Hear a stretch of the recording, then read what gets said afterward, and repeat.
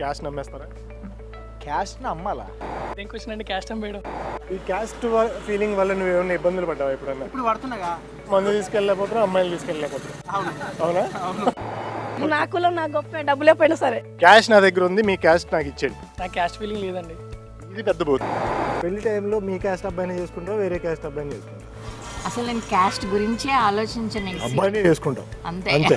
Okay okay. అబ్బాయి వద్దు other caste అని చెప్పి క్వశ్చన్ చేస్తారు, కానీ ఫ్యామిలీలో ఈ అమ్మాయితో తిరగకు అని చెప్పి అన్నారు కదా అలా. అబ్బో, మంచి చేస్తే మనకు మంచోడు మన ఫ్రెండ్, చెడు చేస్తే వాడు ఏ క్యాస్ట్ అయినా మన క్యాస్ట్ అయినా దొబ్బేయమన్నాడు. క్యాస్ట్ ఫీలింగ్ వల్ల నువ్వు ఎప్పుడైనా ఇబ్బంది పడ్డావా? కులం గొప్ప మీకు, మేము ఎందుకు ఫ్రీగా సీట్ ఇవ్వాలన్న కాడికి వచ్చింది.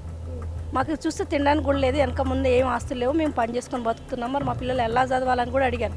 అడిగితే మీరు ఫీజులు కట్టాలమ్మా అనమాట. కానీ అప్పుడు మాత్రం నాకు చాలా బాధ వేసింది సార్. ఏమైంది అప్పుడు?